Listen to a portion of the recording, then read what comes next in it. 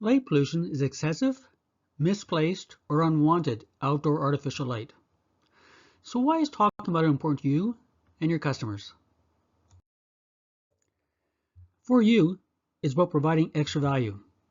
For your customers, it's about saving money, being a good neighbor, and creating a more positive image for the company or the town. And being able to see the stars.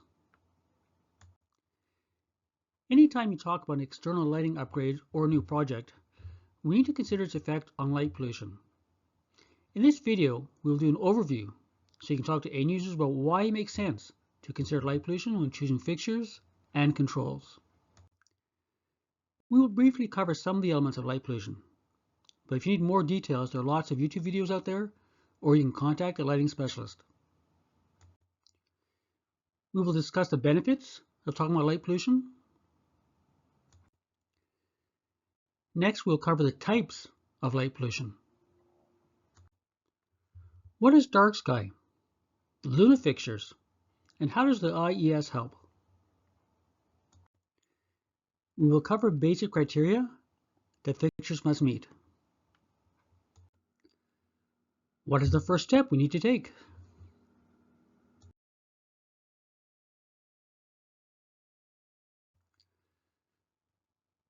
Finally, we will cover questions to ask to make sure you get a yes as an answer. Benefit number 1.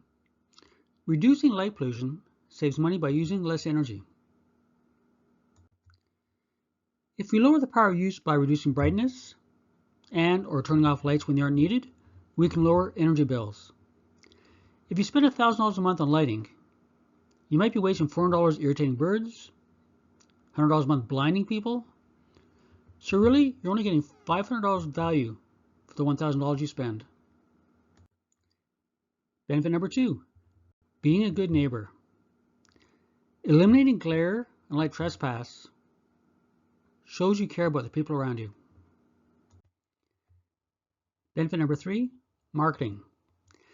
There is a dark sky designation that fits everybody and can be used to promote your company. For example, a dark sky community can increase tourism. Or you can just mention what you're doing to reduce light pollution in your own material. The benefits to contractors and distributors. It's a value-add service that separates you from the competition. Plus, you'll most likely get a higher profit per project.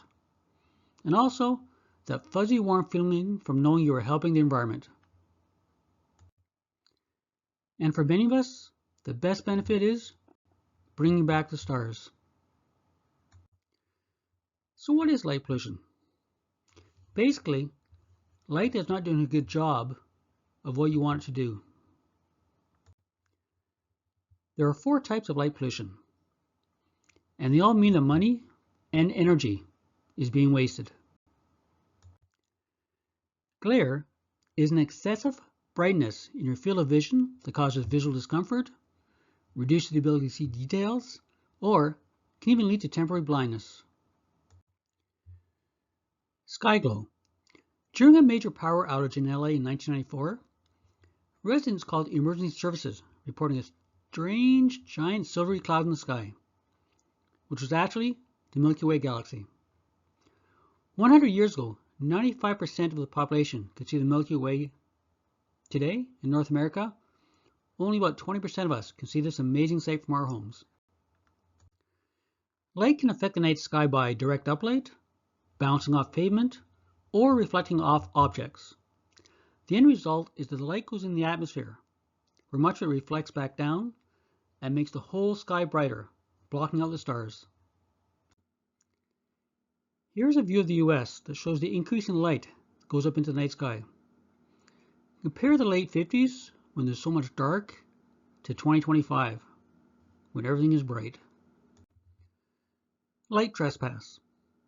Here's a picture of what I see when I walk to my recycling. The light fixture makes sure that the doorway it is placed in is really bright. But does it really need to extend to my building? Bad neighbor, bad neighbor. Overlighting not only wastes money, it increases emissions. If your goal is to light a certain area, any light going elsewhere is wasted energy hitting your pocketbook. In addition, it prevents true darkness, affecting animals and humans alike. Security lighting doesn't mean recreating daylight. It can also give you a false sense of security. Can you spot the intruder in the left picture? Security lighting is about contrast, not absolute brightness. Many people deal with a fear of the dark. There is a perception that the brighter it is, the safer it is. While we don't want to ignore this feeling, the reality is that there's no correlation in crime stats to the brightness.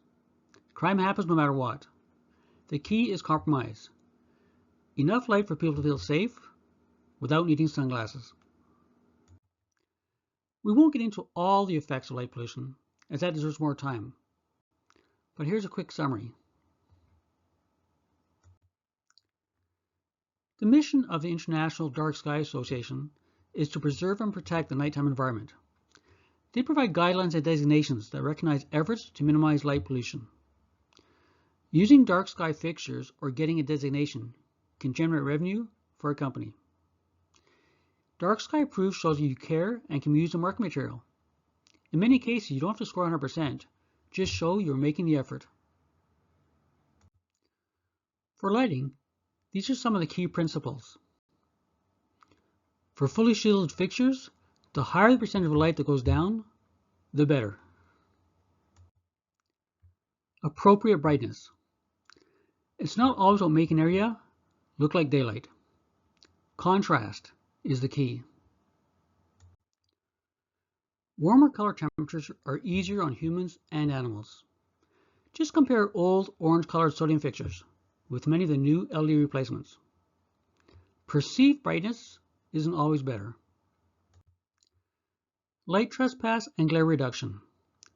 Keep your lighting to yourself and quit annoying the neighbors. Controls. The best thing about LED is that you have options. Does your parking lot have to be full brightness all night long? Once employees have left, maybe dim them to 50% and have them back up to 100% as they arrive next day. All exterior lighting is about contrast. If the surrounding area is dark, you don't need it to be very bright to see if there are people or cars there. The Design Lights Consortium, or DLC, provides a trusted, impartial assessment of all lighting products. Luna fixtures, similar to Dark Sky, are their version of products that help fight light pollution. This is the DLC version of dealing with exterior lighting.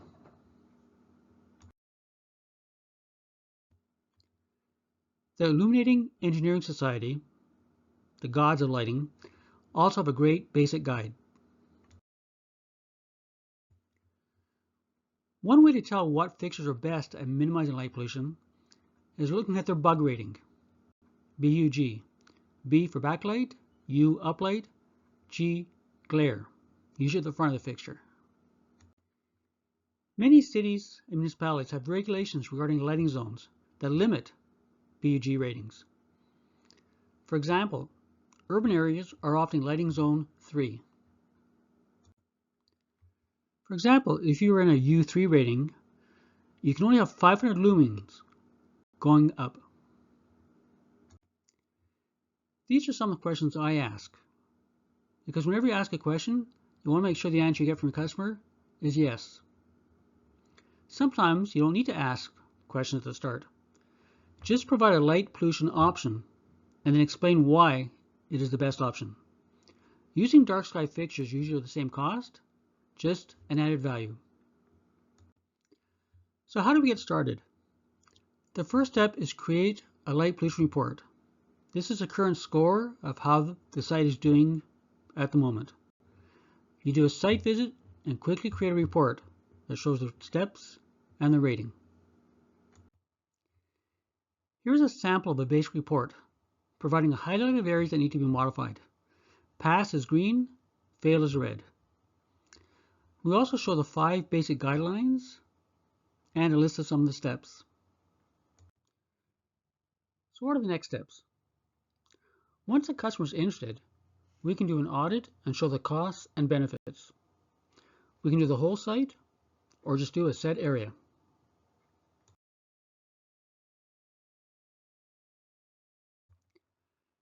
My overall goal is to make selling lighting easier and more profitable, while helping you provide the best solution to your customer.